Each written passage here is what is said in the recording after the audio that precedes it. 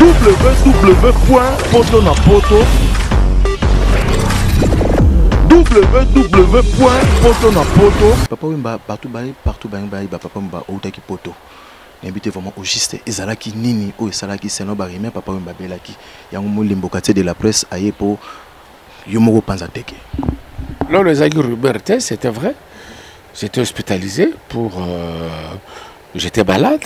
Ma prière n'a pas eu que le médecin m'a soigné, mais c'était le bon Dieu qui m'a vraiment guéri. Mais fitiringo yo sala seno yo. Bon, le tout premier c'était avec Taboulé. Le tout premier c'était avec Taboulé parce que Taboulé a sa idole nanga.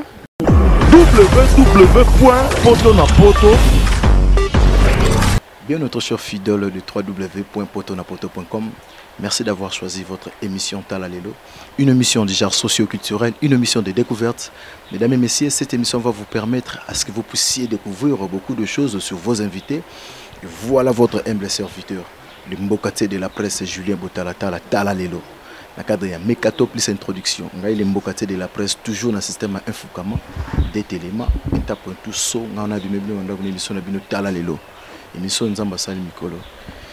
Émission ça Mingwe qui à travers quant à moi, je tiens à remercier patron Yassiti Nabiso, les boss la mine d'Ovo et pourquoi pas na Flozi la belle des belles, madame Naï, tant amour na Flozi la belle amour maman madame Nangaï, mère Mila Bella Dinganga, na PC Bambote pourquoi pas na Mimawe tout Freddy Maïma Nabi goza partout Bota la biso. Invité na les lois ali artistes et musiciens au salapé. Fierté Yamboka et drapeau Nabiso partout dans le monde. Il s'agit de Papa Wemba et Koumani Gilles Ndeng Babengaraye. Peut-être que tu beta masolo, Boibi, Zambal, Bosota, les micro et mission Talalelo. Mais nous beta magamke. On l'imbokatia le bita, il faut mon papa à solo lanaye. Bien sûr, Boibi Bapé masolo maître de col, ce qui se comportent dans le marché. Mbote Papa Wemba. Mbote, body. Qui m'a Papa Wemba. Papa m'impressionne les années Ndengo les émission Talalelo. Ça va? Mais ça va comme une émission tout. Ma question, quitte à moi maintenant de pouvoir et de savoir répondre à ma question pour que internaute la di solo to partager mission balé.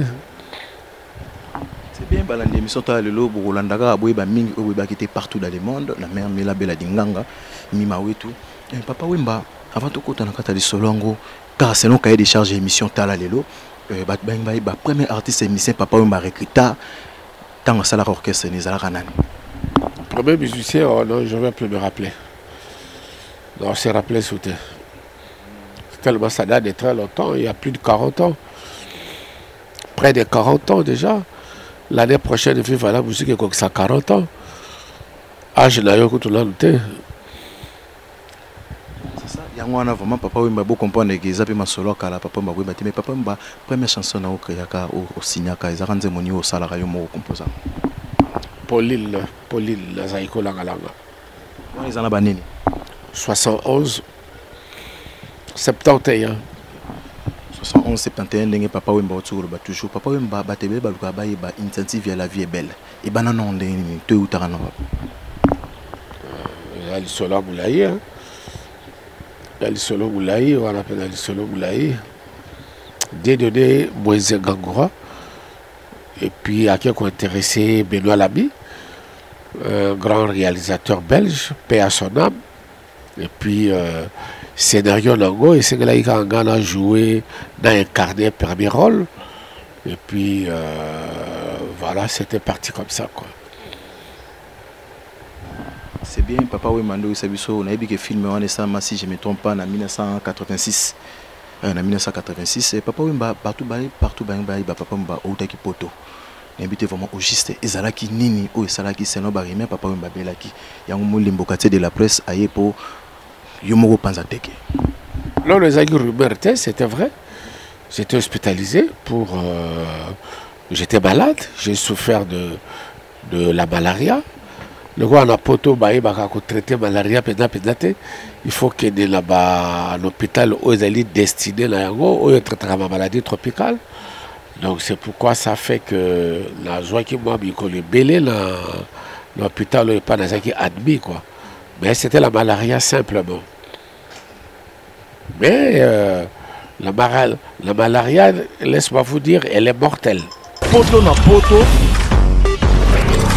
Oui, wana bozola ndaka ya bino Papa Wemba ekuma ni jinde ba benga kai Papa Wemba et bien sûr bitsa pe moi batuno ba fan no pe mitema na ebite message no pe sa bango par rapport à ndenge oleki l'émission tala lelo yo moko mozolo ba vraiment.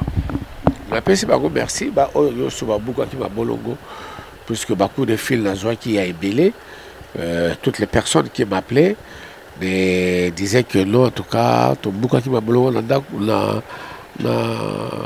na se kosambela pona tina na yo vraiment aux amwana nzambe vraiment ba prière na bango yango esali que le médecin m'ont soigné mais c'était le bon Dieu qui m'a vraiment guéri. Oui, partout dans le monde au Baolanda à travers www.poto les boss et la mine de vous Papa Wemba meilleur featuring yo sala seno yo. Bon, le tout premier, c'était avec Taboulé. Le tout premier, c'était avec Taboulé parce que Taboulé a sa idole nanga.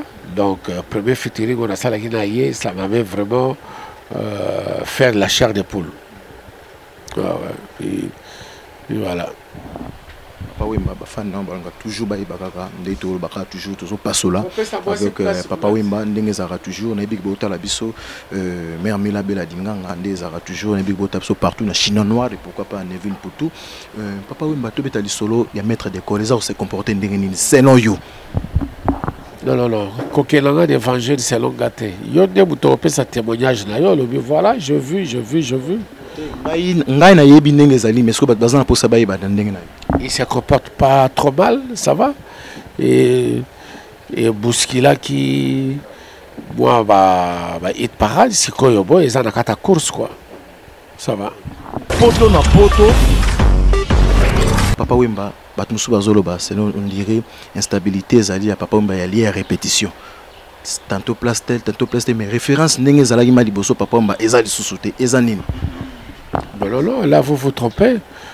Référence elle aux alawapi na yo les alawapi la bolokai solo ce que tout le monde la bolokai to comme pas mususu et pas itu zalaki na entre Girigiri et Bandal on a vendu et comme église donc on était obligé de partir ailleurs. Maintenant tous allés la Massimani moi numéro 9 dans commune à Kassavou on a le siège, c'est là où nous sommes actuellement. Papa Wemba, tout le monde est retour, il y a Pompom Miyaki. Habitez vraiment pour la Papa Wemba. Mais vive la musique hein, avec ses enfants.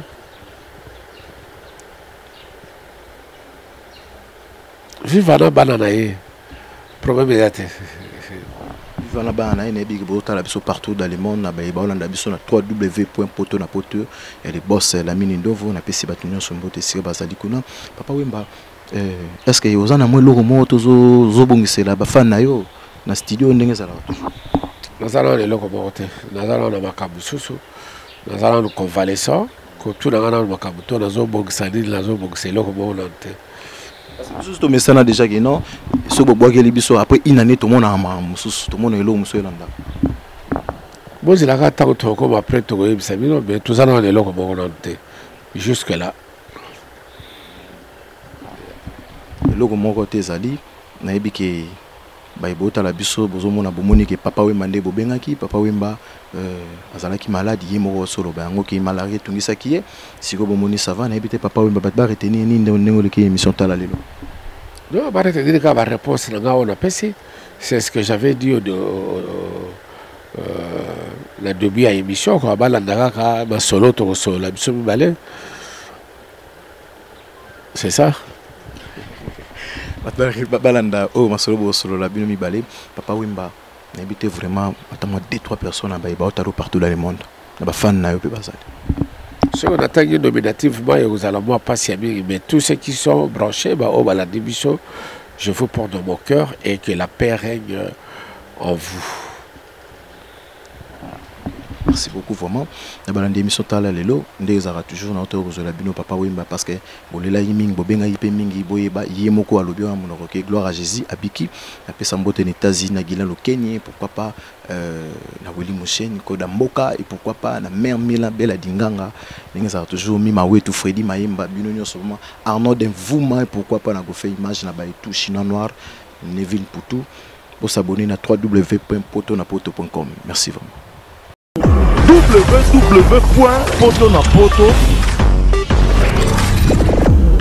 www.potonapoto